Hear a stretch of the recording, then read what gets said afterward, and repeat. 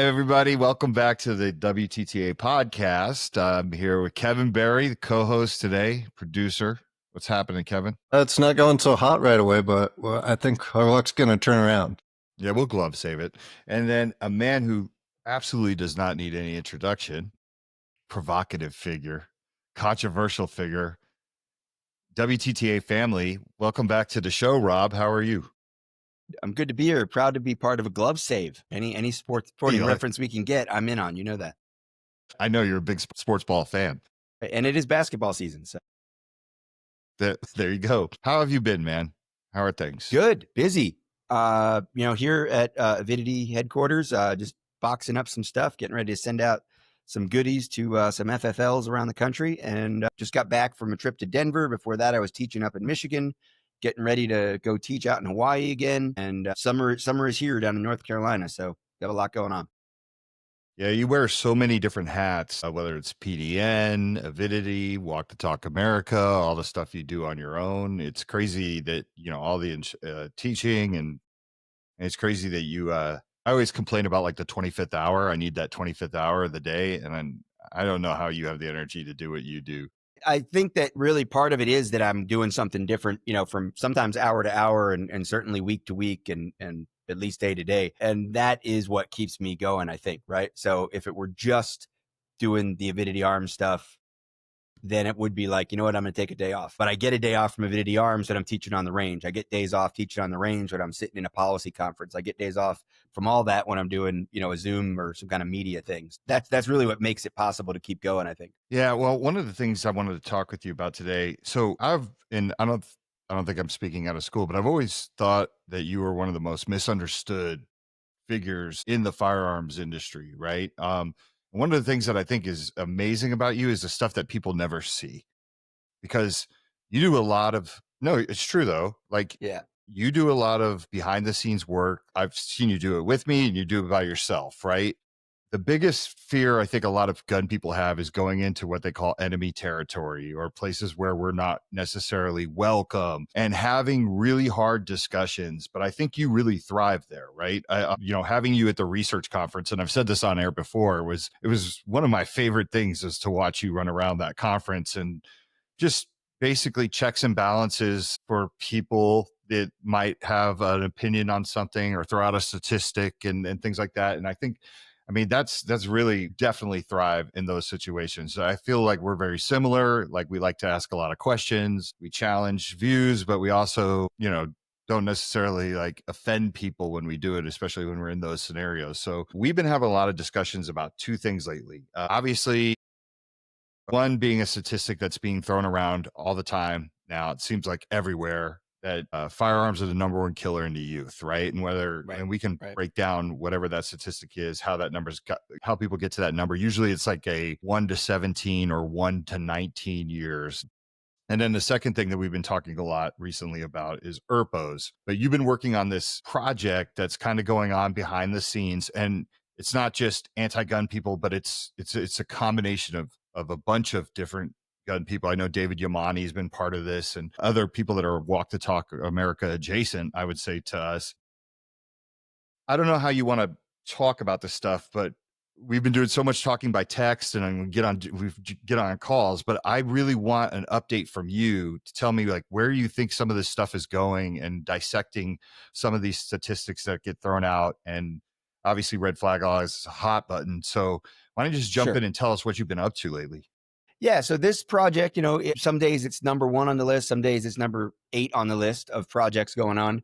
But back in maybe November, December, I was reached out to by Tufts University, specifically Dr. Michael Siegel. And if people have been following, what I would say is if you're following at a detail level what the gun control side says over the last couple of years, not, there's a difference. And this is where I think we thrive. And I think you're right. There's a big difference between getting into a conversation with gun control people and gun control advocates, anti-gunners, whatever you want to call them, and just reacting to what pro-gun groups say the anti-gunners are doing, right? So there's a huge difference there. And there's been a difference for a long time. So if you go back to, me rolling my eyes when the NRA says Obama's going to send the UN in to take all our guns, that's not interesting to me, right? Like what was actually said is interesting to me. And we have to have those conversations, or at least be paying attention. If you've been watching, about 5-7 years ago, something like that, an organization called 97% showed up. When they showed up, they claimed to be like bipartisan, politically agnostic, ideologically agnostic, maybe, with the exception of trying to reduce negative outcomes involving firearms. And there were people on their founders list or their board list, their directors list, who were like diehard. Like there was a past president of Brady. There were some people who clearly were in the gun control camp. There were some people who had worked for the NRA, but left. The one person they really highlighted as a former NRA lobbyist was somebody who I think was after Sandy Hook, like broke ties with the NRA and said, I can't do this anymore. So it was weird that they were trying to say, here's an NRA person, except it was somebody who literally left the NRA space because she didn't think that what they were doing was in the best interest of the country. So it was pretty obviously a gun control setup organization, but they were preaching this idea that like 97% of American gun owners, or Americans in general, are pro gun control. They came out with some pretty ideologically neutral stuff at first. And what they were doing a lot was quoting this Dr. Siegel. So that's how I became aware of him. And when they put up his sound bites or his quotes, it was all pretty rational stuff. I mean, I say rational, like I'm self-editing, right? Because for our audience, even saying the word reasonable is toxic, right? Reasonable gun control or whatever. So, but what he was saying was reasonable, was rational. And he's a researcher. He worked in tobacco law reform and tobacco marketing reform for years. And he's a public health guy, and he's looking at guns as a potential public health problem. He's doing the research, and he's coming to some conclusions. And he says things that make sense. Like, it shouldn't be about getting this type of gun out of everybody's hands. It should be about finding the people who shouldn't have any guns and figuring out how to keep the guns out of their hands while not burdening the responsible gun owners, which something I say, might be something you would say. A lot of our friends say things like that. So, but because he's wearing a 97% hat, he's like the enemy. And yet he's rational. I've never had a conversation with him until last fall, but he reached out and he said, hey, Rob, putting this thing together. He dropped some names of people who are going to be involved from the pro-gun side. And he said, I'd love to have your input. We've never worked together, but I'm familiar with what you do. Of course, I told him I was familiar with what he does.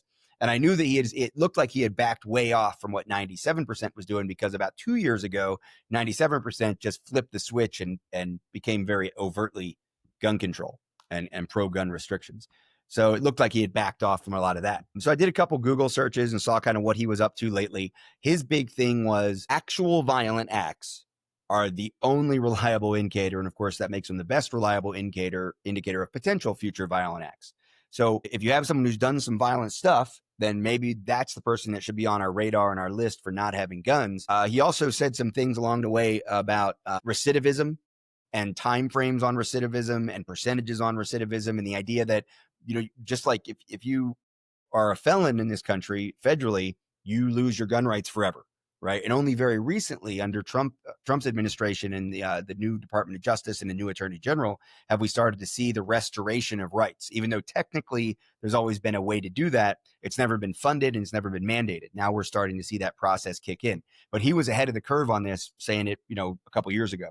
So I thought, all right, if these are the kinds of things he's saying, and of course I'd heard a bunch of other good quotes from him before, why not? Because ultimately, even if it was just, hey, Rob, we have an army of gun controllers that want to write a bunch of policy for the state level, would you like to come in and talk to them? I'm still going to say yes, because as I've always said, I think we need to be in the room. It's like sometimes when the gun community is mad at me on the internet or something because I'm talking to the enemy or whatever, collaborating, it's like, I kind of want to do the Jack Nicholson, right? Like, you want me in that room. You need me in that room. Like and this goes all the NRA has done this. Second Amendment Foundation has done this. There's always been, recently, in fact, the NRA was just bragging on how like they were responsible for making sure they were in the room during the 94 assault weapons ban to make sure there was a 10-year sunset. And the new director of the Institute for Legislative Action was bragging on that during the NRA's recent convention. And it was almost like, oh, does he remember that he's not supposed to say that? Because the previous regime under Wayne LaPierre would never have admitted that they would so much as go into those conversations. But it is important that we're there. So I thought, what a great opportunity to help influence this project, which was interestingly aimed specifically at policy proposals for red states. So in other words, it wasn't about another law in California or Massachusetts. It was about what can we do in states that don't have maybe any state level restrictions or work towards reducing negative outcomes is certainly the way we would want to characterize it. And he promised me that inside of this policy proposal, there would be wins for gun owners.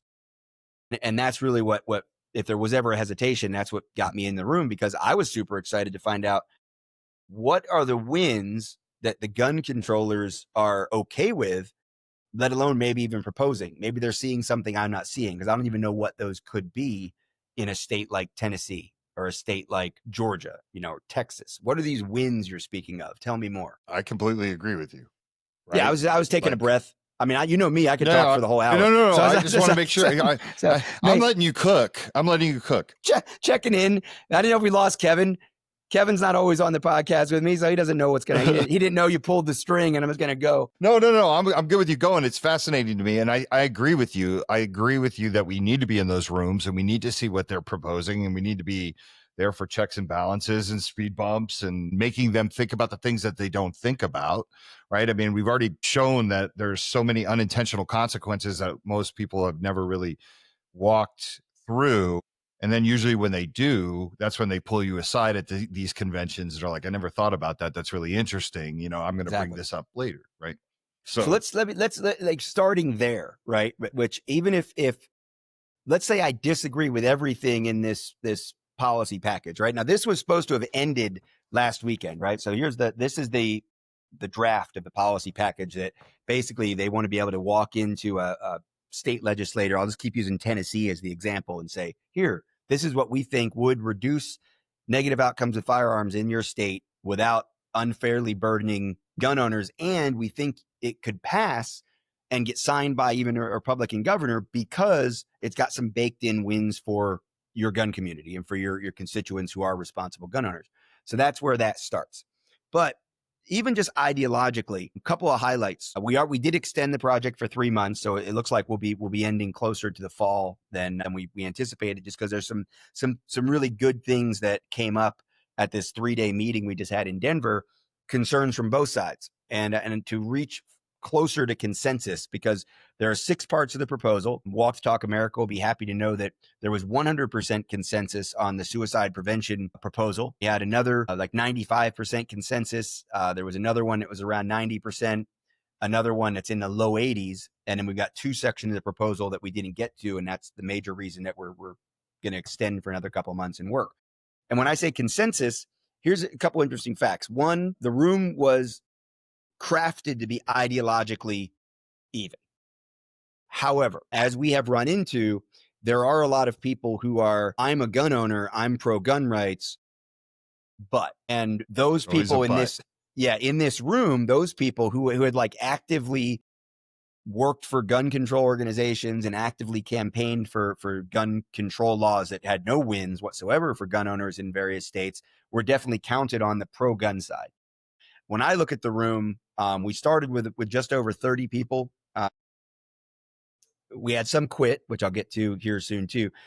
I probably saw like 6 that I would say are definitely like the kind of people who are going to the NRA convention, going to SHOT Show, going to different other gun industry events during the year, and are definitely affiliated with gun rights organizations pretty wholeheartedly. A couple of like local NRA type instructors who would categorize themselves as pro gun, I'm sure, and no disrespect to them, they're just not at the level of even my level of ideological purity, which we know gets called into question sometimes just because I walk into those rooms, right?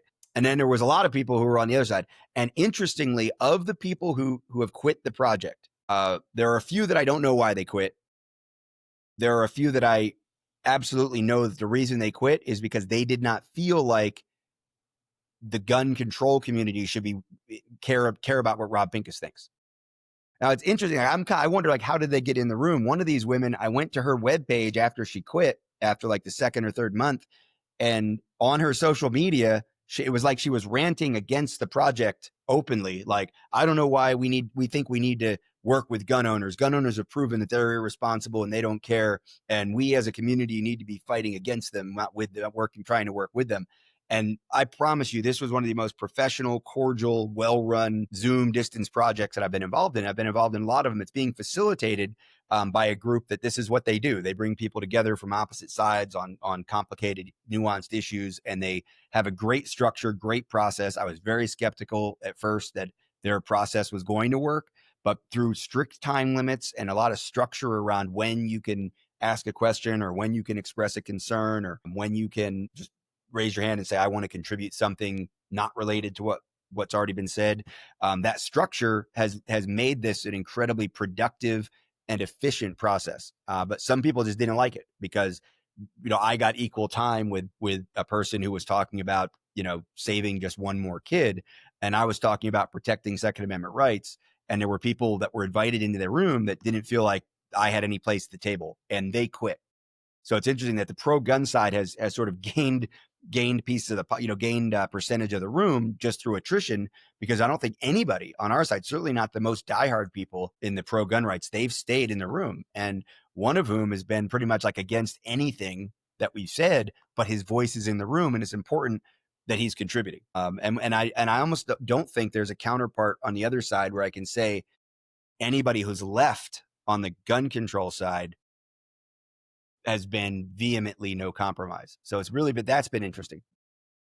Individual examples. We did have a live fire range day in Denver. We all got on a bus from the conference center and went out to an indoor range where they had set up a array of guns to use. I actually brought a few of my own guns because I knew like I wanted to bring a suppressed 22 AR. I knew I wanted to have some braced pistols because there was concerns about short-barreled rifles, because we're advocating that states get rid of redundant laws against suppressors, short-barreled rifles, AOW, full auto. Just when the federal law changes, as looks like might happen very soon with suppressors, we want states to be able to just fall in and let responsible gun owners get access to those things without having to have another legislative session. States like Georgia have restrictions against suppressors on the books, even though it's generally a permissive state. So even some of the states we're targeting, we want to get rid of that. So I wanted to give people the opportunity so that I could say the next day in the meeting room, like, well, now you've seen the difference. You shot a regular AR and you shot a short-barreled one. What do you see that there's no functional, practical, meaningful difference, except in the ways we want to use them as responsible gun owners is not going to affect, a school shooting or a suicide or anything like that. So that was powerful. There's been one person, I don't want to be too specific, but there has been one person who's been very much in the media outside of the room from the gun control side. He's been involved in some national newsworthy events, and they have not gone his way. And he made a statement in the media just a couple days before our meeting in Denver. And I went to the guy who's facilitating this because I have to have like my nice guy hat on, right? Like follow the rules. And I told him, I said, look, I can't in good faith go in to talk about industry regulations, which was a section that he and I were definitely the loudest voices in the room going back and forth on. I said, I can't go into a good faith conversation with him with this quote that's out in the media from him without bringing it up. And rather than bring it up in a room with, 20 something people on the panel, the Tufts University staff and your facilitator staff, and make it a thing, I'd rather just pull them aside. That's how I would do it. Just have a face-to-face conversation, because there's certainly things that can get said in the media, or maybe even like one quote out of a paragraph, one sentence out of a paragraph quoted, that maybe face-to-face he's not going to be as like strident, or maybe he's even going to say, well, I just had to say that for the media, I don't really mean it. And then we can have a discussion about that. Or maybe he's going to say, well, that's how I really feel. I'm trying to get along here, but this is how I feel. And I just wanted to have some clarity on that. I thought it was important to the integrity of the process. And the guy agreed. He said, do you want me to mediate it? I go, I don't need a mediator. But if you're around and you see us chatting, you want to come over and check in on us, that's fine. I don't think anybody's going to be throwing punches or anything, right? So, Right. So I did pull him aside and I said, when you say the industry, that's me. And we've had a cordial relationship. We've been working together. We've found some compromise. We found some common ground, quote unquote, over the last 5-6 months. So I need to understand what you meant to say, what you did say. Was it out of context? And if he started off right away with, "Oh, I'm not talking about you, Rob," and I'm like, "Well, okay, one way or the other." you're insulting me because you think my gun company that manufactures guns and sells guns into distributors and puts guns out in retailers and doesn't know who the end users are and can't really practically track who the end users are and has accepted that there might be some negative outcomes. But we do everything we can to prevent it in any practical, reasonable way while still putting this product out into the market because we think it's a net positive, not a net negative. Maybe I'll never be as big as Beretta, but maybe. So you can insult me that way, or you can take the way I was insulted the first time. But I really want to dig down on this. And he ended up, after the superficial rebuttal, he paused and he really, I could tell he was really processing this. And he apologized.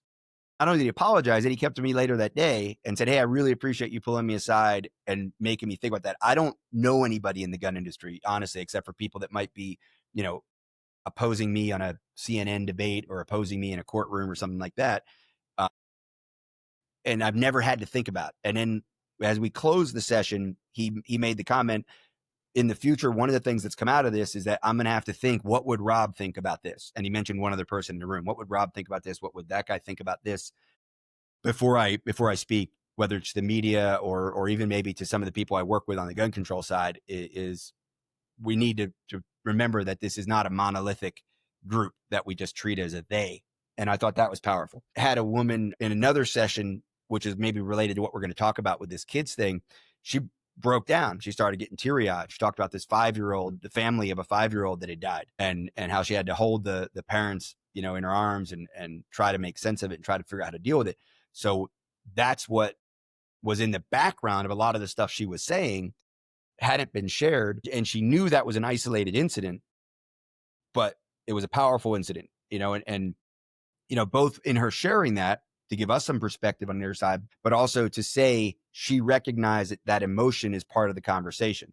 And it maybe the conversation can be had better filtering some of that emotion out. So there were a lot of moments like that. There were a lot of really positive evolutionary moments just because I and others from the gun side were in the room.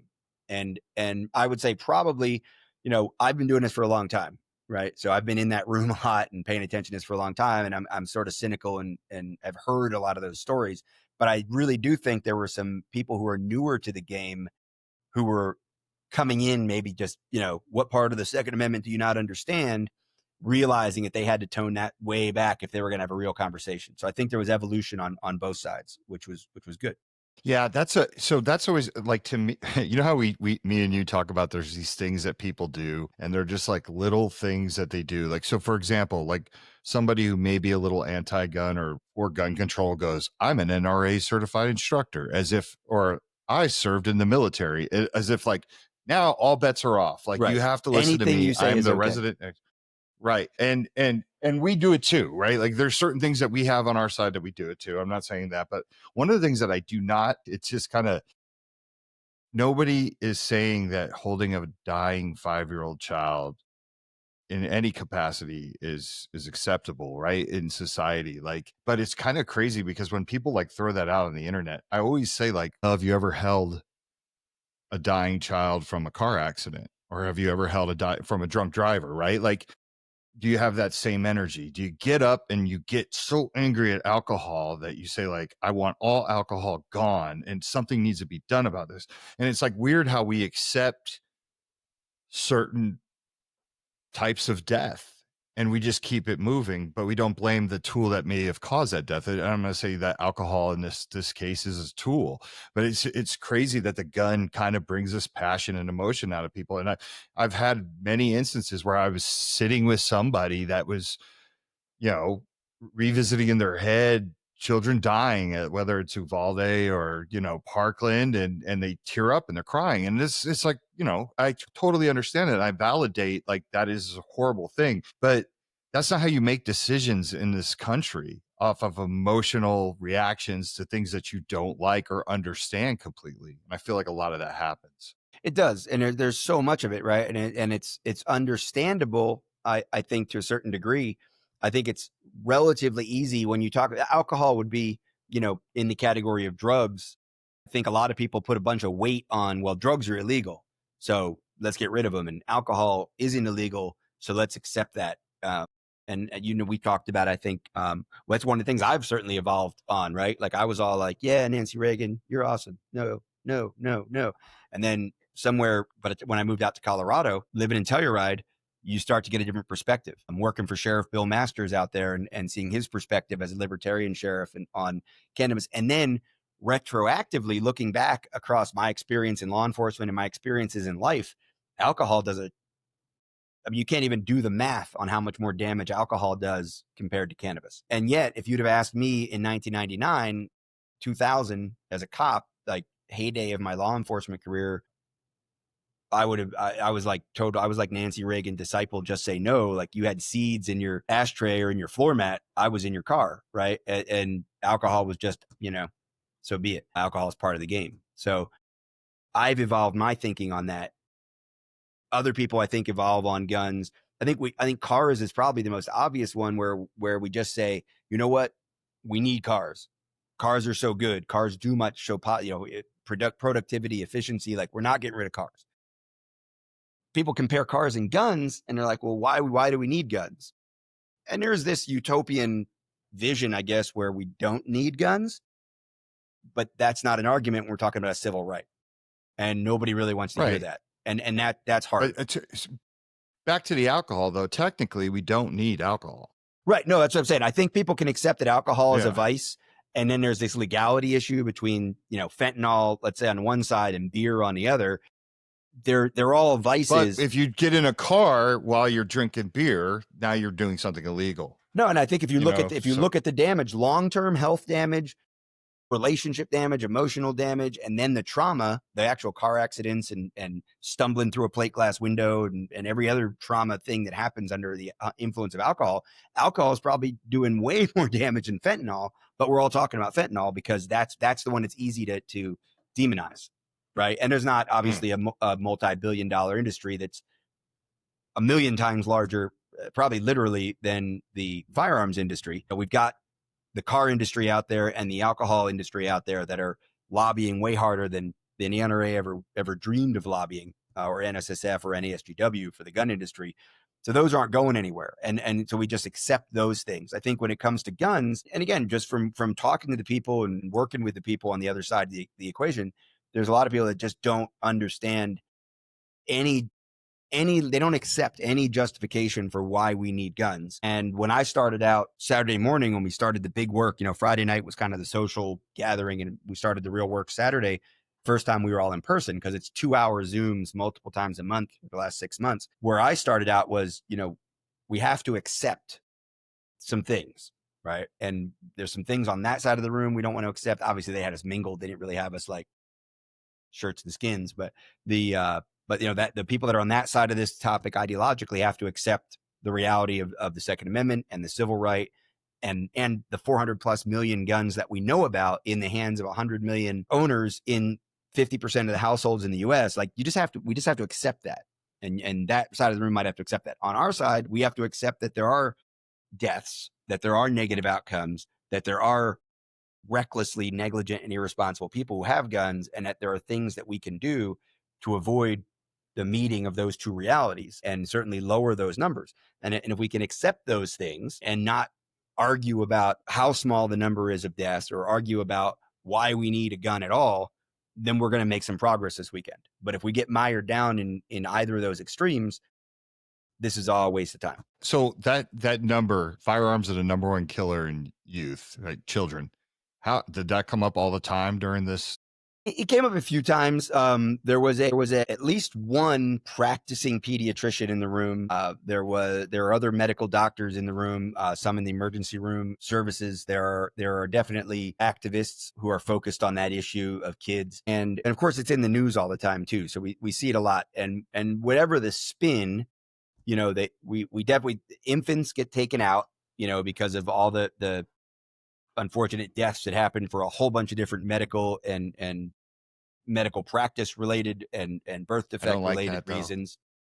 What's that? I don't like it. I I get it. I understand why they're going to say, well, here's I was married to a NICU nurse, right? So there is a question of that baby died, but that baby also was born with two stomachs outside of its torso. So what was the viability? So I can see where from a medical standpoint, they're going to say, cause of death in 50 years ago, let alone 500 years ago, that baby wasn't ever alive, wasn't making it, right? So there is some science issue of a lot of deaths before the age of 1 that were inevitable, let's say. So there wasn't a cause of death other than way beyond anybody's control or influence. And we're not just talking about, the quote unquote crack babies, although that piece is a factor too. So that they throw that out, right? So throw out everything under the age of 1. Then you have this problem of, when do you stop being a kid? Is it like, they can stay on insurance now till 26? Was it like, till they leave the house? Is it college? Is it 19 for some reason? Seems to be this number where 19-year-olds keep getting included, even though I think universally, if we take it without any context and we just say, hey, when does somebody become an adult in our culture? We say 18. I think that's the default answer for a whole bunch of obvious reasons: voting, military service, all that, criminal charges. As a society, we accept that you're 18 adult, but yet we're counting 18-year-olds and 19-year-olds in this number to get the number up higher. And I think that's much less fair when you're tugging at heartstrings and you're trying to be emotional. Let's talk about 1 to 17 and 364 days, and we'll count those as kids if we want to say kids. So then you start twisting words like youth instead of kids. Children and teens gets said a lot. So my biggest problem with the number is that it's said as if this all lands at the feet of gun owners and the gun industry and irresponsible parents, because a lot of times what they're talking about when they bring this number up is child access prevention laws. Specifically, you got to store your guns and ammo separately, California style. You can only use our approved safes, and you got to store your guns in this specifically prescribed way, a way which is untenable for anybody that wants to have a firearm staged for defensive use in their home or workplace, right? So all that taken as a whole, you end up having to say to people, which is difficult sometimes in these face-to-face conversations, you can keep saying that it's the number one cause of death for kids and teenagers, or children and teenagers. But the problem is, if you keep saying it, I'm going to have to start asking you about gang violence, or do I have to call it community violence? Or is it group affiliated violence this week? Whatever we're calling it this week, we're going to talk about teenagers shooting teenagers with guns that weren't just left loaded on the kitchen table by the parents. Now, we can talk about where those guns came from, and that's a whole separate discussion, but that discussion has nothing to do with them being kids. If we're going to talk about kids, then we're talking about irresponsible parents with toddlers. We're going to talk about kids that were never taught how to operate safely around guns, how guns even work, or this forbidden curiosity, the forbidden fruit thing is created because it's nothing but guns bad, guns bad, guns bad. And yet they look around and they see the same numbers I do, 400 million plus guns in the hands of 100 million Americans. And we know that most of those Americans have to be adults. So that's like half the adults in America, or well over a third of the adults in America. So guns are very common. And this is where the education piece comes in. And this is one of the things I've never been able to put any logic to. Everything else that the educational community considers dangerous to kids, drugs, sex, pollution, fire, swimming pools, like scissors, right? Like we teach kids how to hold scissors and tell them not to run with them because they're going to use scissors and scissors are dangerous. But when guns are dangerous, they'll tell you that all day long, but they won't allow for the education in the responsible use of firearms. And yeah, sure, at 3 years old, it starts with don't touch. But eventually we got to be more articulate than that. Abstinence is not what's going to keep kids away from the sex or the drugs or the swimming pool. We're not going to tell kids don't swim, it's dangerous. So we have to have a better attitude about that. And that's what was maybe one of the more frustrating things that occurred over this experience with Tufts University, is the people that really want to protect kids, but then were like incredibly antagonistic to the idea of mandatory education about the safe and responsible interaction with firearms in the schools. Yeah, Kevin and I go back and forth. The crazy part about this, the statistic, right? And Kevin is right. Kevin's always like, they are right by the numbers they're using, right? So it's like, that's one of those things. It's not like we could be like, you're a liar. You're just manipulating a number to jack up a number, make it higher, but they're right. But Kevin and I go back and forth about this because there's so much. I mean, Kevin, go ahead. It just seems like the root of the problem is if you ask 10 people on the street, what's the number one killer in children, they're going to rattle off that statistic of, oh, it's firearms. But then you ask them, all right, out of all those deaths, what were the two most common ways they happened?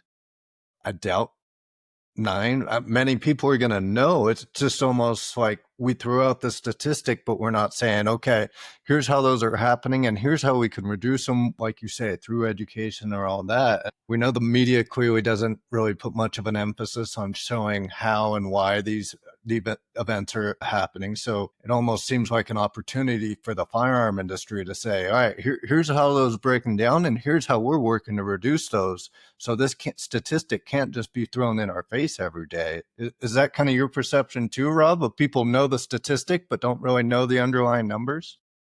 Yeah, I think that's important, right? Because if you're talking about child access prevention laws and storage laws, then we got to go to that number, which is a number I love to talk about, because the number of accidental deaths involving firearms, whether it's adult or children, has gone down, depending on what study you look at over the last 30 or 40 years. It's gone down in one study, 80 something percent over 40 years. And another, in just about every other study, it's at least 50% since the 80s. That's incredible. You know, it's absolutely incredible, especially when you put that up against the ownership and use numbers. So if you look at the numbers of guns owned by civilians in this country, and when I say use, the number one reason people say they have guns is for defense. So when you look at the number of people that can legally can carry a gun, so it's not a gun that's just going to be put in a closet or in a safe, but they're actually using this gun every day, or it's sitting somewhere in their home or workplace where they believe they can get access to it to defend themselves, or they're carrying it around. That number has gone from like 2 million people who could legally do that in the late 80s. There were 13 states, including Texas and Alaska, where there was no legal provision for concealed carry. Now we've got over 80 million people. 29 states have permitless carry. Every state has some version of may issue since Bruin, shall issue since Bruin. May issue has basically gone away. So we've got this incredible change in firearms ubiquity in our country. And yet the number of accidental negligent deaths has gone down by at least 50% in our generation. So when you see that, we should be celebrating it. And the problem is, you know, we do have this habit in the gun community. We don't want to talk about any of the negatives. The one negative we've gotten comfortable talking about is suicide. And obviously WTTA spends a lot of time working in that space. Is we've gotten comfortable talking about this number of suicides and trying to reduce it and how important it is to reduce it, because it is, give or take, 50% of the firearms involved deaths every year. It's important to keep saying that because A, that's what's going to keep people focused on proactive mental health care. It's going to help people focus on responsible storage and staging and understanding things like simple things like cause a pause.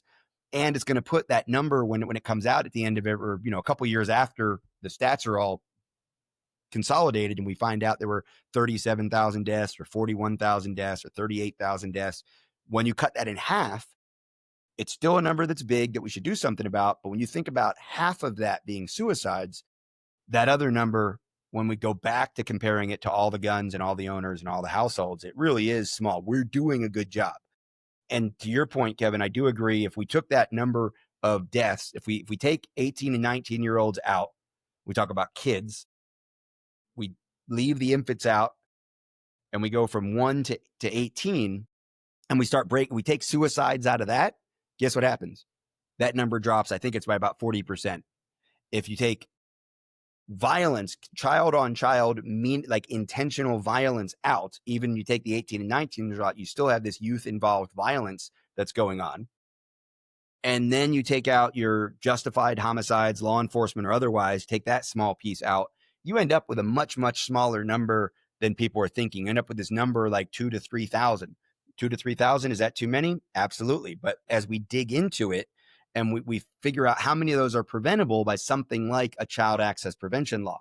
And the fact is that there really aren't that many that are impacted or would be even on paper impacted by a law that is not only incredibly unenforceable, like trying to figure out what people are doing in their private homes, a law that a lot of gun owners rebel against just because it's there. And at least the rhetoric online, which might influence an actual gun owner who is on the fence of locking their guns up or not. If they see 500 people in a comment under one of the big gun rights organizations saying they can't tell me what to do, I'm not locking my guns up, Well, that rhetoric might increase bad behavior and irresponsible behavior for a home with toddlers in it. And then last piece of the puzzle on that is prosecutors, and this has been well studied and well documented and well reported in the media, prosecutors are incredibly unlikely to use those laws against parents when they've had a tragedy in their home, when they did leave the unloaded gun in a purse or sitting on a table and a child gets it and kills themselves or kills a sibling or something like that. The prosecutors are incredibly unlikely to use the law to prosecute anybody. So you've got a law that just creates this political turmoil, probably has a negative behavioral impact on the targeted community, and rarely gets used. Yeah, diving into the data, I think, Mike, we spent 5-10 hours talking on this topic. It seems like suicides are also on the rise between that 1 to 17 and 364 days too, to where I could see the other side maybe not understanding it to saying, oh, preventing access will also reduce suicide, so let's also push legislation there. It's almost like the gun industry needs to not maybe throw out the numbers, but separate them, like you say. Here's the categories. Yeah, for sure. Here's our plan I'm not saying to dismiss reduce each one. Right. Yeah, it's not to dismiss it. It's just to accept the reality that in a lot of households, the 16-year-old has access to the firearm. So educating the parents doesn't start and end with lock your guns up. It has to be, here's why. One of the things I say to parents, we run our family firearm safety seminars, is look, you can have I don't know how many houses I've been in where somebody brings their 4 or 5, 6-year-old over and gets so excited to show Rob, the gun guru guy, how the kid can recite the safety rules or demonstrate where to put their trigger finger on like a water gun or something. Problem is then like 5 minutes later, the kid's out at the pool shooting that water gun at their cousins or their neighbors, right? And it's like, well, that's why I don't think you should be teaching safety rules with a gun that you know they're going to go turn around 5 seconds later and shoot their friends with. Like that's what that gun's for. Laser tag, airsoft, paintball, squirt guns, like rubber band guns, whatever it is, you're like that's not where you practice safety rules unless in your house you're also never going to let the kid play laser tag or play paintball, right? We have to understand that this is nuanced. And when you say, well, with a 3-year-old, what's nuanced, Rob? How can they tell the difference? Well, then if you're in that camp, don't give them a squirt gun, right? But when you are teaching the safety rules, they have to be applied appropriately, right? I think the problem is we all were teenagers. We know that boundary pushing, complete disregard for potential negative outcomes and long-term planning and thinking goes out the window. Exploration, experimentation, all these things that teenagers are clinically known for are real. So you can have a 7-year-old that's awesome at demonstrating those safety rules, maybe with a real gun, 10-year-old, right? Like my older daughter, when she was 10, she was coming out of the holster at defensive pistol competitions, right? Like she was very well versed in safety and use. But that didn't mean that when she was 16, she didn't do dumb shit. And that some of that dumb shit could have involved a firearm, right? If she had open access to it. So it's not to say she couldn't shoot or didn't have access to guns or couldn't get into the gun safe with me. But the idea, like when I always say it, like I grew up with absolutely no restrictions, access to guns, had my own little gun safe in the room, could do whatever I wanted with guns. Luckily, no negative outcomes. But that's not how I've raised my kids. And in fact, with my 10-year-old, I'm going to be doing things differently than, as she goes through her teenage years, just because I know more. And I've seen more negative outcomes and I'm more guarded and I accept more restriction. I accept more delay in my own access to guns than I would have 20 or 30 years ago. Right? Like I said before, like I've evolved a lot even before walking into the room with the Tufts project. So I think it's important to take all that into consideration when we start talking about how parents act with kids.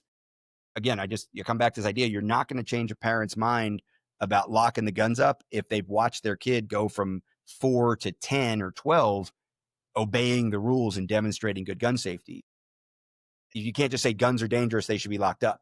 You have to say teenagers are morons, right? You got to keep an eye on teenagers. And it's about the teenager behavior. It's not about the gun. And if we're not educating the teenagers and we're not educating the parents of teenagers, that's where, yes, access to firearms as a teen can contribute to negative outcomes. But there's underlying issues with the teenager. It's not the gun. Yeah, it'd almost be nice to wave the magic wand and have the data presented to where it's easily digestible by the very different outcomes of firearm by suicide, unintentional injury or shooting, all the different categories. Because like Tova says, like when you break it out, then the accidental drowning is higher for the preteen numbers when it's broken out that way, instead of just lumping it all in together and just presenting it out to the public. Oh, this is so terrible. And everybody's so kind of emotionally triggered, but not really seeing the why and how can we actually change these numbers. I just saw a comment comes up. I guess that means we're live. We are. We are live. That's fun. I thought we were recording. I thought I thought that didn't pay any attention. Fun. No, that's why the intro. That's why I messed up so bad. Yeah. I wondered why we didn't redo the intro. Now I got it. We had no choice. Yeah. No, but welcome, live audience. The thing that kills, the thing that destroys me about this, and I kind of wish there were more people that were on the gun neutral or gun ignorant and anti-gun side that knew that there were people like us out here that they don't care if that number is the 5th most in children or the 1st. Like, we are not going to stop what Walk the Talk America does. Exactly. It doesn't, we're not less inspired. Like, oh, okay, like it's number 4 or whatever. It's behind drowning. We're not going to care. I mean, this is what we do 24/7.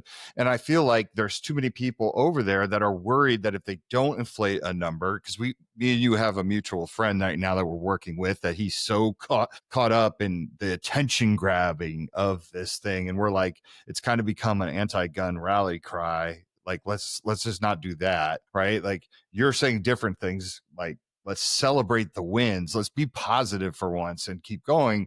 But I do understand why that side feels like, hey, like, we need to make sure attention's drawn to this because no one's going to, but it is a little disingenuous. Yeah, I don't agree. I think that is such a horribly flawed approach. You know, the NRA has done a lot of fundraising around shit like Obama's going to bring in the UN. So send us your money and we'll fight them off. Just, you know, ludicrous things, right? Or the only thing that stops a bad guy with a gun is a good guy with a gun, right? Despite, you know, over 60% of active shooters being stopped by unarmed good guys that take action, right? And in people's faces, when it happens at the Super Bowl parade, you know, on television and gets replayed 100 times, people tackling a gunman, and like the next day, this is why you need to carry a gun. Well, needs the wrong word, my friend. Maybe it's why you should think about carrying a gun. Maybe it's, hey, it would have been better if those people had guns. Maybe they're lucky they didn't get hurt, but at least they did something. But we can't deny the facts, right? And then, you know, same thing on the other side. You can't deny facts and reality.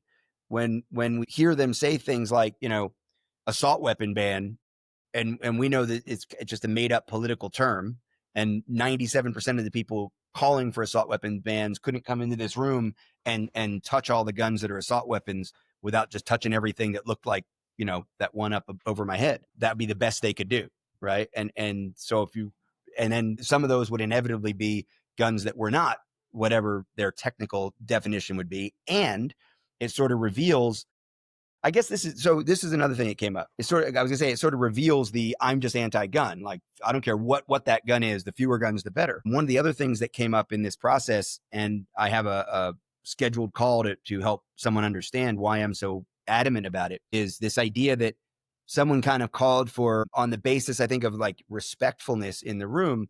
You know, I keep hearing people say gun control, and many years ago, gun control organizations realized that that's just a pejorative term, and we really want to stay away from that. The term gun safety organization is a much better one. And my thing is like, bullshit. Do you consider the NRA a gun safety organization? Well, no, of course not. Okay. Well, they have tens of thousands of instructors out there in the world teaching gun safety. That's what they do. It's like a primary thing that we can get behind with the NRA is they certify instructors, and those instructors go out and teach people how to be safe when responsible and use their firearms properly. So when your organization starts doing that, because when your organization says it's a gun safety organization, but ultimately you put out zero information about how to be safe. You don't promote safe ownership of guns. You promote the idea that guns are dangerous. So if you want to be safe, get rid of them.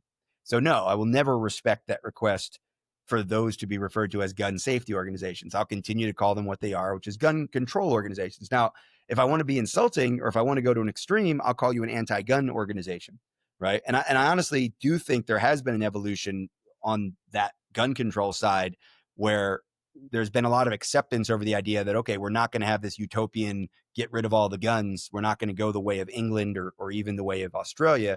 that's not happening in the US. So they've given up on that. And that's why I don't call most of these organizations anti-gun, and I don't call most of those people anti-gun, but they're absolutely pro-gun control, and they're absolutely gun control organizations. Yeah, no, that makes sense, and that's fair. I mean, I tell people all the time, I'm like, the difference between Walk the Talk America and say like Brady is Brady has a butt, right? But if Brady's talking about responsible storage, we're very much, it almost sounds like we're talking from the, the same corner, because they talk about lock boxes, they talk about quick access safes. I mean, I've seen it. I know JJ, right? But there's a huge difference between Walk Talk America and Brady in the end. Ours is one of the big pushbacks against like the education in schools, even though to me, again, we talked about why it makes all the obvious sense. One of the big pushbacks is, well, that could encourage gun ownership. It's like, well, why do you care? If someone is following all these procedures and rules that you want in place, would you care? And that causes a big silence. And that silence is people looking into their souls, as far as I'm concerned, because they realize that is a big question. And I think for most of the people in the room on the gun control side, the answer is no. Like, they definitely want fewer guns. Like, it's not okay if somebody just follows all the best practices and follows all the rules, that they would not say, if I'll say things, sometimes I'll just up the ante because I'll get like a superficial, well, that'd be fine. Okay. So you're cool with every single person in the US having guns in their house that isn't mentally defective, isn't violent criminal, isn't hooked on drugs or whatever, like just all the quote unquote, like non-prohibited people. You're fine with them all having guns, and you would encourage it as long as they did. Well, I wouldn't encourage it. Right. So I'll test the waters with that. But to me, that's a really big question is, are you okay with more guns and more gun owners and more households with guns as long as they're responsible? Or do you just keep falling back to, well, no, really, I'd rather there weren't guns, and I'm having to swallow that so that we can get these rules in place. Okay, well, that's then just be glad I'm calling you gun control and not anti-gun. Right. So what other type of reactions? I mean, I've seen you do it. Like when we were on the convergence team, like I've seen you talk about the education for children and how we need to get to the youth. And I think we both back programs. I mean, Walk Talk America is always looking at programs when it comes to youth shooting sports and the ways that you can educate kids and get them involved. But like, are you hearing anything else did anyone like? No, it's a lot of hemming and hawing. It's emotionally, it's hard. There's in the current proposal as it reads, and again, we got room left for some evolution one way or the other, but I think there's at least two different places where it talks about bias. And it was funny. There was any ideas that in any curriculum that there shouldn't be any political bias or position on the appropriateness of gun ownership one way or another. And it was funny to watch in the room as we were going line by line, wherever it was the first place, it said political bias. And there was a lot of pushback, like, well, people have their politics and, different communities feel different ways about this. And I don't know if we should be limiting people's politics in this curriculum development. And then later it said something about not taking a position one way or the other on gun ownership.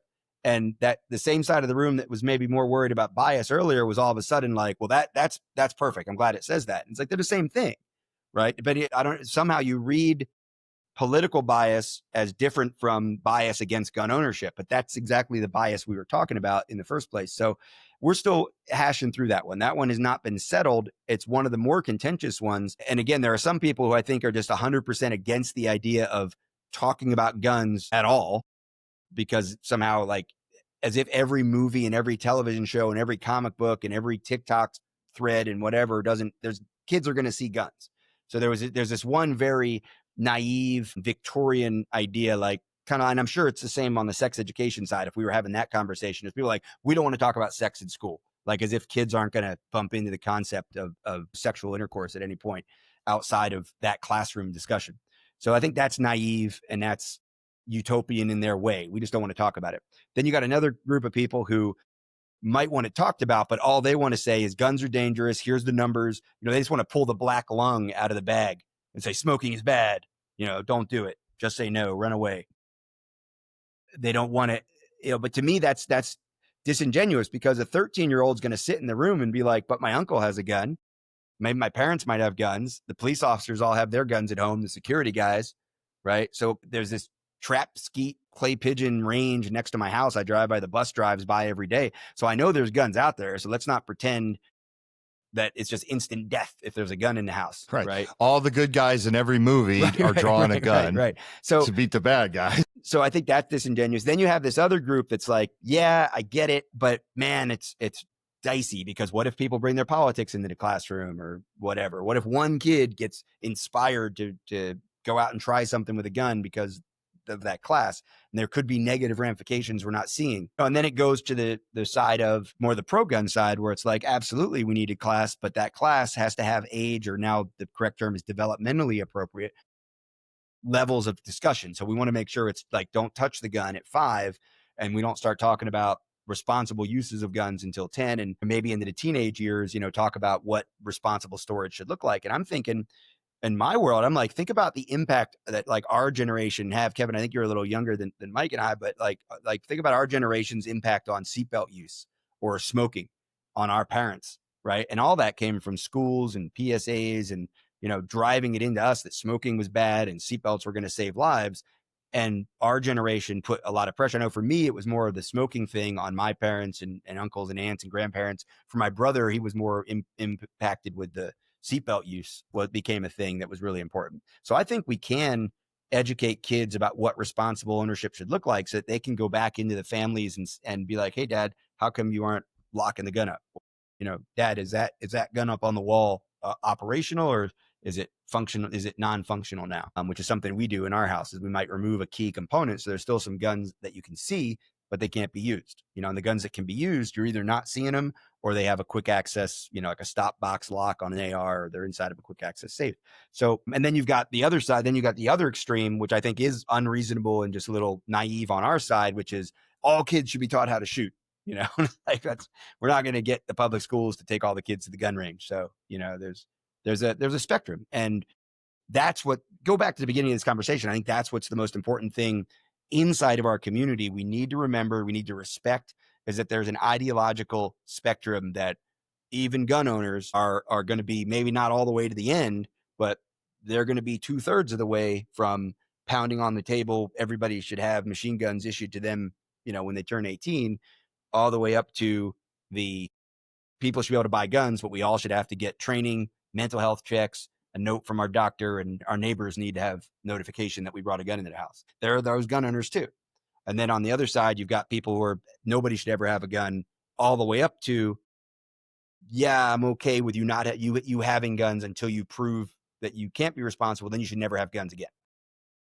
Rob, is there a source right now if a community came and had the education board on, and you said, hey, check this group out. They educate kids on firearms at different age groups. It's appropriate for them, and no edits. Does that resource exist, or has it been not created yet? It doesn't. It's unfortunate that really doesn't exist. There are some states that have integrated some ideas. Of course, the NRA will say we've got the Eddie Eagle curriculum, but the Eddie Eagle curriculum really is aimed more at younger kids and don't touch. The 4-H programs around the country do a really good job of teaching responsible use at developmentally appropriate stages.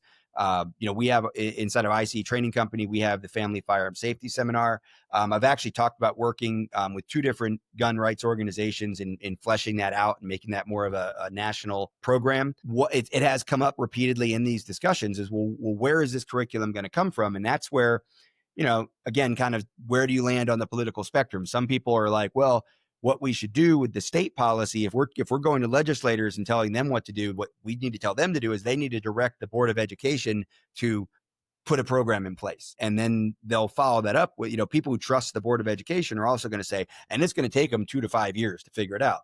And I'm like, well, all we did there was just kick the can down the road and create another bureaucracy element. So I'm more like 6 months task force, educators, child psychologists, firearms use educators, and teachers at various grade levels, and put them all in a room, tell them they got 6 months to figure it out, and come up with a product, and then direct the Board of Education to implement it. Because I think if you don't put a time limit on it, this is something that just gets lost. Maybe that'll be my 9th project sometime later this year. When this thing's over, maybe I'll sit down with a couple guys and try to come up with something that would look like a curriculum. I think the problem is what I get to teach in the private sector, and what an organization like USCCA or Guns for Everyone National might put out as a program in the private sector would not be cookie cutter.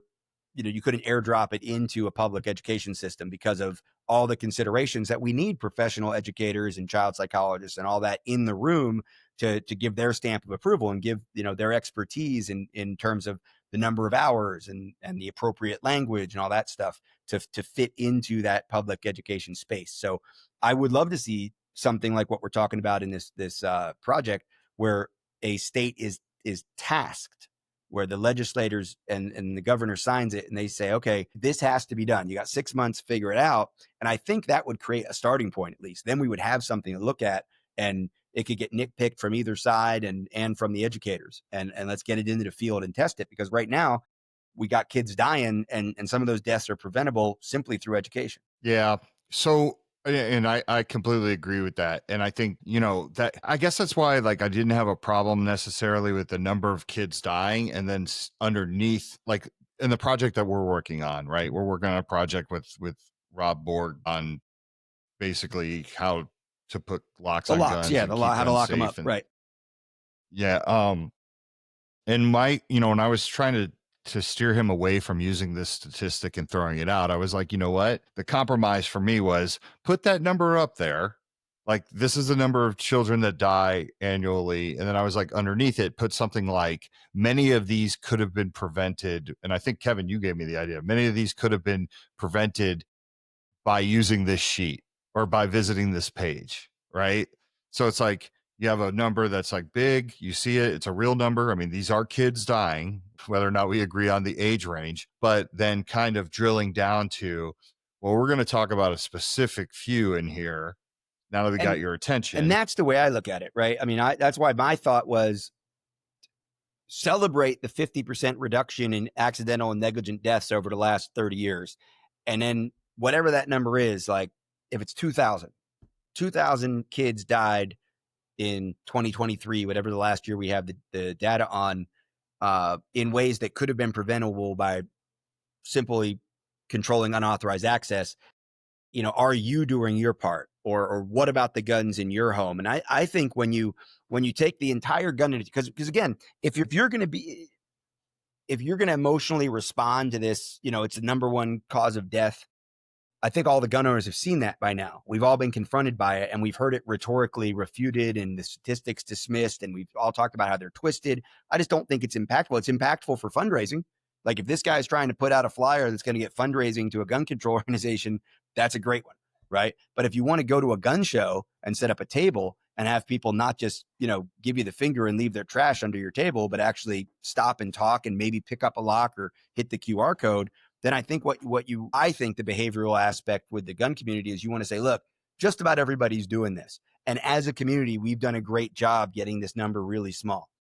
If you're not helping, you're part of the problem. So get on board. And here's a simple way to do it. I think that's going to be more impactful with our culture, with our society. And we are the target population. You're not trying to convince somebody who's anti-gun, who doesn't let a gun in their home, to have cable locks and know how to use them. Okay, well, I want to switch gears a little bit here. Let's talk about the ERPO. How's that going in these conversations? I was going to suggest we do another podcast next week. So we could maybe Rob, we could do that. I think here's the thing with ERPOs. There's let me kick this back to you for a second, because we have talked about this a lot over many, many years, red flag laws and ERPOs with Walk Talk America. You haven't been in this project. Do you think there is a product that we could come up with, a proposal that we could come up with and say, here's the 6 pages on ERPOs that we would propose for a state like Tennessee or Georgia? And again, if the consensus is there's 25 people in the room and 22 of them say this is good enough, and 3 of them have a dissenting opinion, and maybe we explain why, but our name's on the project. So everybody's putting their name on the project. Do you see a potential for a product coming out of that room that Walk Talk America could say, this makes sense, and get behind and promote. Are you talking about alternatives, options to ERPOs and red flag laws of like, don't do this, it would do be this an ERPO legislation? proposal, but it would not be, I mean, obviously it's not the law that's currently in Connecticut or the law that's currently in California, but like we would come out with something that would be called an emergency protective restraining order or an emergency. Now I can't even think straight. A red flag law. We come out with an ERPO or red flag law, an emergency provision for taking away someone's firearms and access to firearms that would meet muster with the gun community, or even what I would consider a very forward-thinking organization like WTTA. So I'm not about to get myself drummed out of the gun.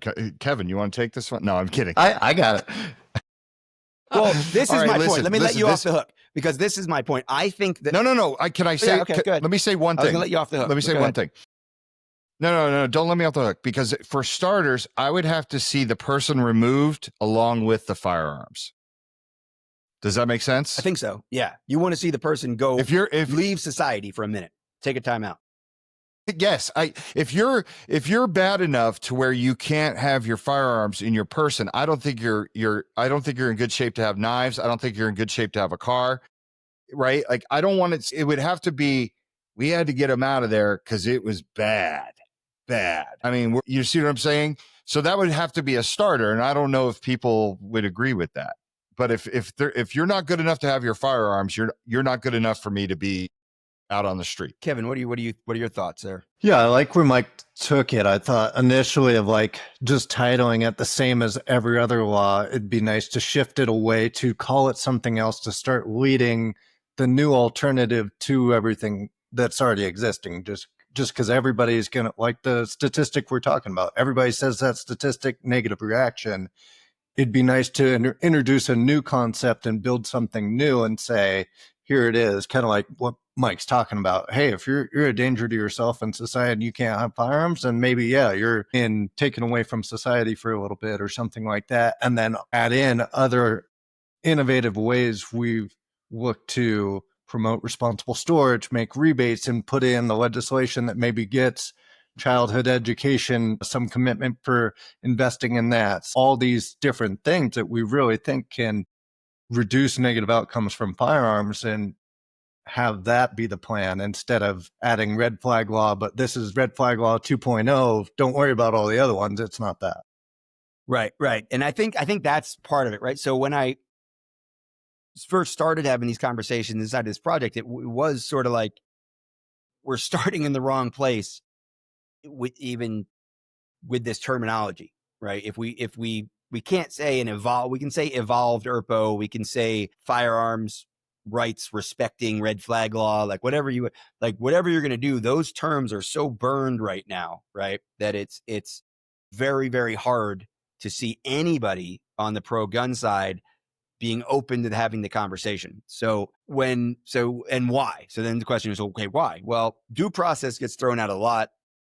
I do roll my eyes a little bit because, when someone's driving down the road and they get pulled over for, the lights come on, we're starting due process and we've already taken away the person's freedom. And then we can put cuffs on them, right? We can have the conversation. We can charge them with DUI long before the conviction. They've got to serve 24 hours in jail in some states. I mean, there's all kinds of situations where we take property, we take freedom without a court hearing. And I think that unfortunately, a lot of people have a very sophomoric position on their education around due process. And they think that when they say due process, they mean there has to be a court hearing before you can do anything negative to a person. And that's just not real. That's not how it works. Due process is something that gets talked about. We have to talk about what it means. We need to make sure that there is a punishment, an articulated punishment for malicious use, whether it's law enforcement or otherwise. And we saw that put into the law, 4 or 5 years ago now in Colorado. And we have seen convictions around the country, including at least one in Colorado, a conviction of someone who used red flag law maliciously and was convicted of it. We have to, one of my personal things I've said for years is, to your point, Mike, if this person is in such a bad shape that we've got to deprive them of a civil right, then they need mental health care. And so a mandatory mental health evaluation is something that is a starting point that gets us over the edge of like gets us to a conversation. But if there's not going to be at least a mandatory mental health evaluation, then you've lost me altogether. We've got Tovis is just series of asking a things. good question on that, Rob, of Do would those make the a person involuntary mental health care, if they had to forced to receive mental health care, would that then prohibit them from owning firearms going forward? Yes and maybe is the, because it would kind of depend on what the mental health care was, right? Like if you get treated for depression, maybe in some states, maybe not in other states. There are other things you might get you get treated for anxiety. No, probably not at all. You get treated for other diseases, so there's mental health is so big, right? We got to remember that like mental health is like physical health. There's so many different things going on. So if and let me say at this point, there's a huge difference. And I don't know if he was asking a question about what Mike was saying or what I was saying just then, because Mike was talking about take the person off the streets if they're that bad off. What I'm talking about is mandatory mental health evaluation. So an evaluation certainly isn't going to get you put on a prohibited person list. In some states, involuntary commitments could get you put on a prohibited list. How that's reported federally to NICS is also a gray area. There's HIPAA issues, there's all these things. We know that the kid that shot up the grocery store in Buffalo, New York a few years ago, he was involuntarily committed. He was evaluated and he was released. The person released him and said, nah, he's fine. And so there was an involuntary commitment. It was in the state of New York, and yet the person was not put on a prohibited list. And I still want to know that person's name. I want to know that what's the status of that person's license. I want to know have they been held accountable for their role that they played in that process when all the steps that we would ask for is if the person's a problem, get him evaluated. If the person won't get evaluated voluntarily and you really think he's a danger, involuntarily commit him. And let's really find out what mental health professionals think. Well, that happened in that case. And yet, whatever it was, within 18 months, he had bought a gun and shot up a grocery store. So none of this is guaranteed, right? But for me, the mental health evaluation is a starting point, free of charge, right? The ERPOs and I don't think that that evaluation though, because the nuance in the conversation is what, like you said, mental health is a big, wide spectrum, right? So someone having depression that may need to be away from their firearm because it could be a threat to themselves or others at that moment might not be that in six months, might not be that in 6 days, right? Even a 5150, which for those of you who don't know what that is, it's not just the name of the Van Halen album, but a 5150 is a 72-hour hold in California. And I've had someone that I cared about and loved very deeply get put on one of those holds. But the minute she started acting normal, they couldn't keep her anymore. Yeah, well, that's what happened to the kid in New York. Someone too. had he was to only in for like like 1 day. Same thing. So it's up to someone had to make the call on my ex at one point. She's okay now. We can't hold her here. So I don't know what she wasn't. Right. I knew she wasn't. Like in the perfect world, and I didn't want her to stay where she was. I didn't want her to stay captive, but I was kind of like, can we hold her long enough to keep her off the streets, to keep her running back to drugs? But that's just not how the world works, right? They explained to me, they're like, no, once you snap out of it and you're acting normal, we have to let you go. So some of this comes back to freedom isn't safe, right? And very few people in the room, even on our side, want to say that, right? And that's something I'm pretty quick to say, like freedom isn't safe. If we don't accept that reality, then we're always going to be chasing the one death is too many ideal. Right. And we're not going to get to one death is too many on any of these categories: drowning, cars, alcohol, drugs, sex, guns. We're not stairs. Like we're not going to get there. Right. So bicycles, whatever it is, big dogs, like we're not going to get to one death is too many on any of these topics. So we have to accept that there's going to be cracks. People are going to fall through those cracks. And we have to allow sometimes openings, not cracks, not holes, not loopholes, but openings for freedom. And in that free space is danger. So how far do we go in restricting someone's without that mental health evaluation? So you look at it's like an emergency restraining order.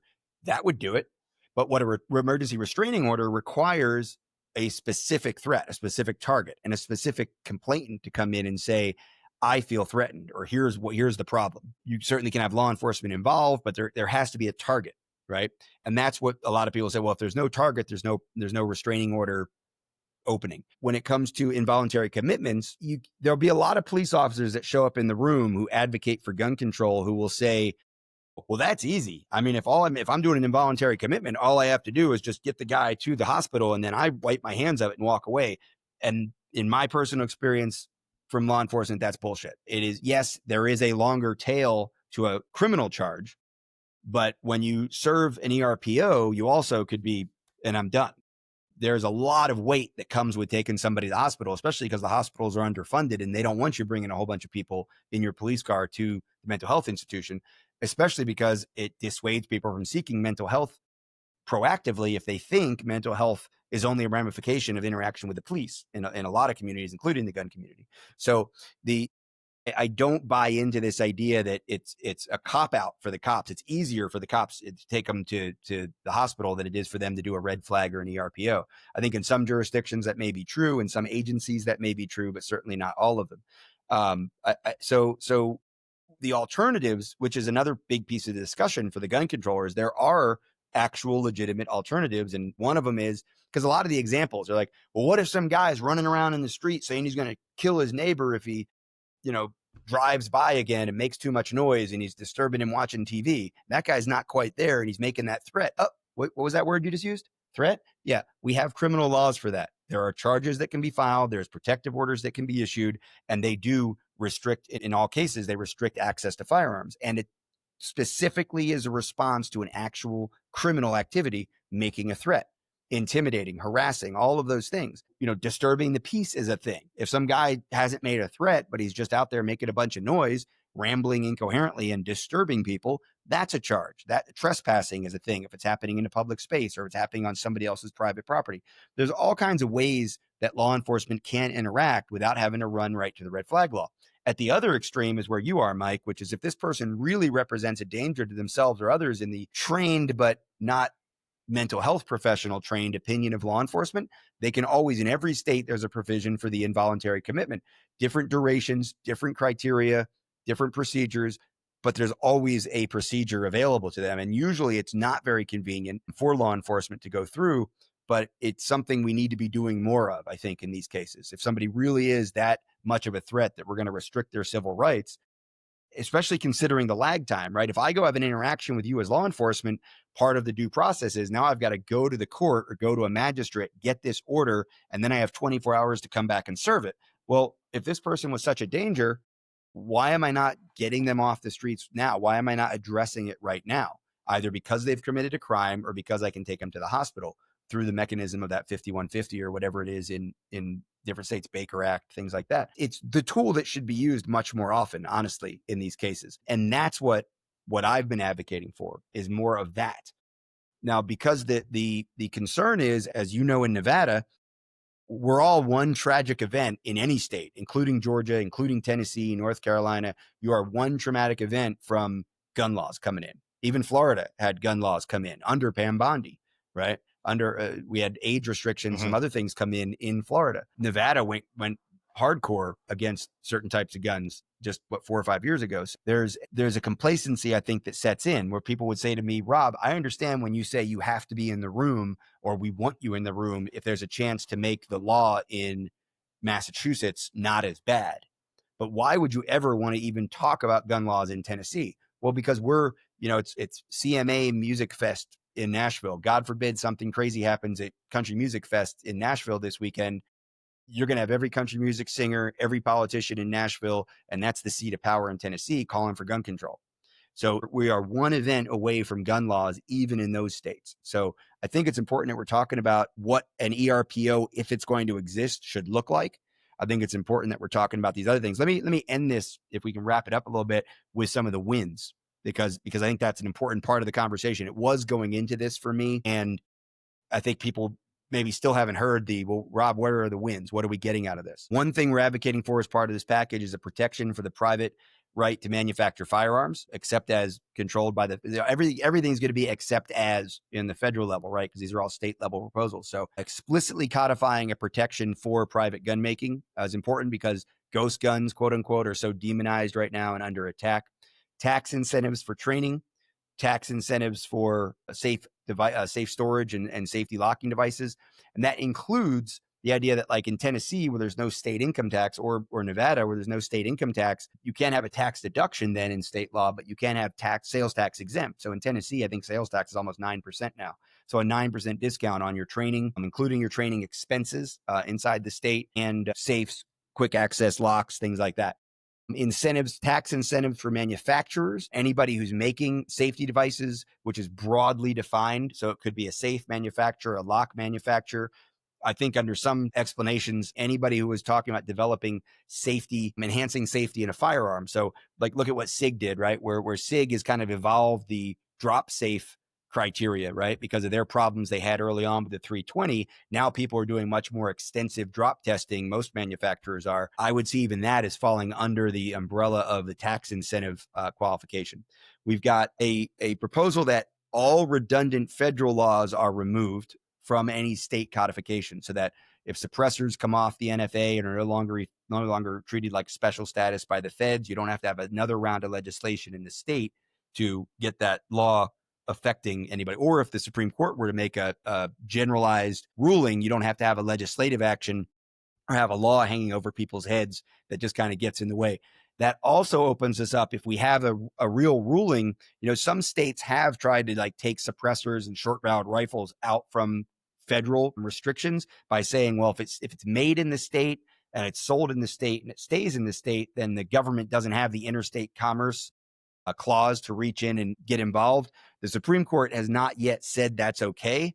But if they ever do, then again, getting these laws off of the state rolls would be important. We also have a lot of talk around nonviolent felons, getting nonviolent felons removed from the prohibited list. Now, again, at your state level, that may not mean anything until it changes or gets changing faster at the federal level.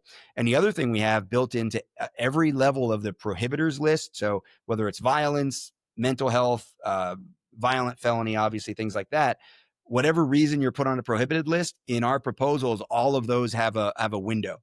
So if it's something like attempted murder, it maxes out at 10 years. Most of the restrictions we have end at 3 years because the real data about recidivism says that, if somebody's going to commit another crime, even if it's like a violent crime, but not something like attempted murder, but an assault, an aggravated assault, those assaults, if somebody's going to do it again, they almost always do it within 3 years. And you see this kind of like 90% of recidivism happens within a year, 85% happens within 2 years, 78% happens within 3 years, then it drops off.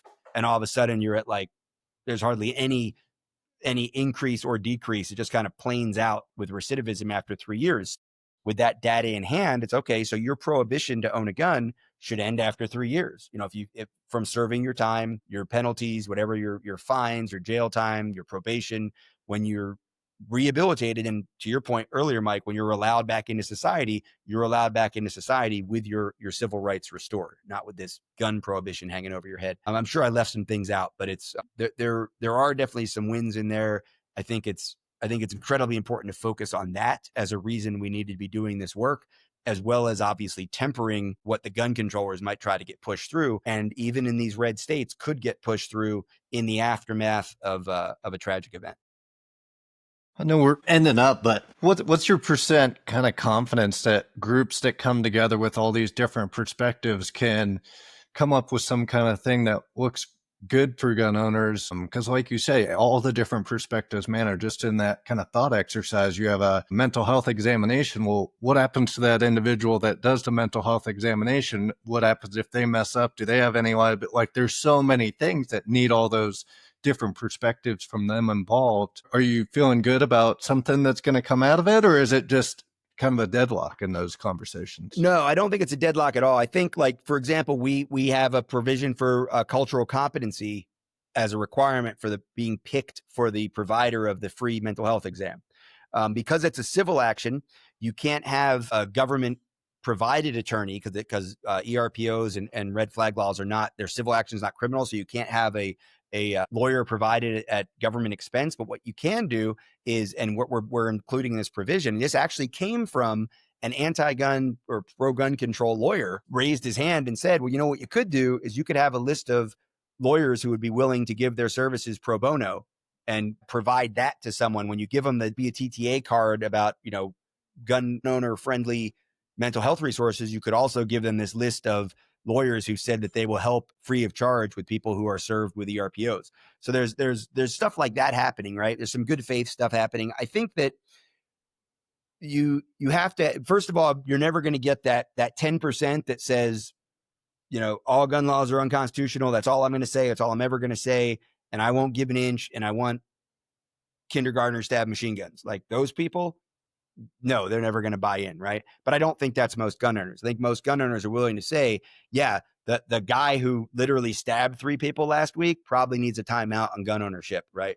Whether he's going to jail or not, there's probably a period of time where he needs to prove that he's not going to commit more violent acts before we trust him with guns. So with somebody like that, that's really where the conversation is. What do we do with that guy? I think that's a real conversation, because right now what we say is you never get guns no matter what. You may go to jail for 5 years. You may get a college degree. You may come out and be a youth violence mentor. You may become a pastor. You may be the best person in your community. And now you're being targeted by some of those gang members who think that you're taking away their street soldiers, and yet you can't get a gun to defend yourself, right? And those are real conversations that happen, and that's real movement, I think, from the other side to our point of view. I think that in addition, you have to put some amount of faith that the areas we're not in charge of, the areas we're not working on, have to work the way they're intended to. So if you don't trust the justice system, well, then who cares what the laws are? If you don't trust the mental health practitioners, well, then who cares what the mandate for mental health evaluation or mental health treatment is? If you don't trust the school system and the teachers, then who cares what the mandate is for the proposal for in-school education? Like, you have to be able to say, we're working on gun stuff. We're going to stay in our lane. And then we're going to give this task to these people over here. And if we find out that what we crafted as this beautiful proposal that had consensus and could really save lives and not oppress responsible gun owners goes over here and they screw it up, well, then let's hold them accountable for screwing it up. Let's not move forward out of fear that we can't control the courts, mental health practitioners, grammar school education, or anything else, if that makes sense. I think it does. Yeah, I mean, it's the only way to stay sane, because if you start worrying about, you put provisions in there for people who abuse the law or for malicious use or whatever. You put constraints on there. You put provisions in for training and cultural competency and all that stuff. That's really all we can do from our end. We can't reinvent the educational system. We can't reinvent, the way mental health leans left. That's just not. Yeah. All right. Well, the time constraints, I get it. We want to have you back on soon. I think we could do a whole podcast on the ERPO piece, and I think we should. So let's get back together in the next couple of weeks for sure. And I want to thank Cindy Lou. I know you're parenting, and she's learning a lot over here about firearms policy and mental health.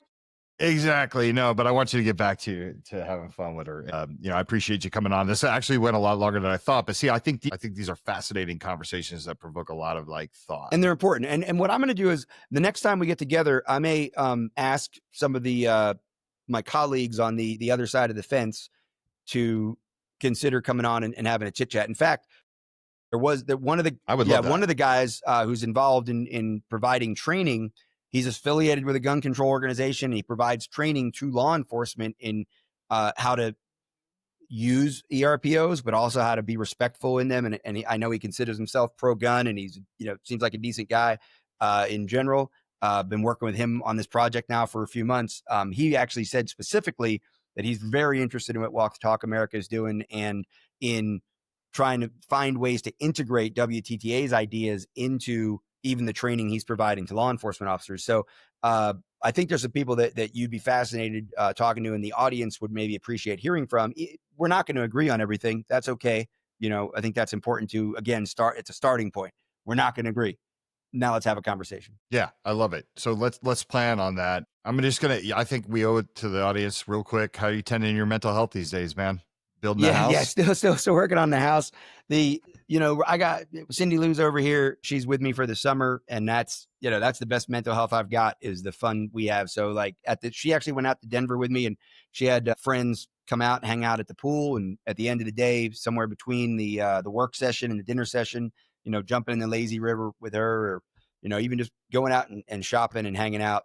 We're looking forward to a good summer and hanging out. That's definitely number one on my mental health stability list right now, is quality time with Cindy. Awesome. That's great. So let's plan on getting you back in on the next couple of weeks. Why don't you talk to whoever you need to talk to? Because I'd love to have that. And want to thank the sponsors. I want to thank the WTTA team, but most of all, I'd like to thank everybody who's tuned in and listened to this, or if you're catching it on a replay. We really appreciate your support. So make sure you smash all like buttons. You share this around as much as you can. And until next time, everybody, we wish you better mental wellness. Thanks.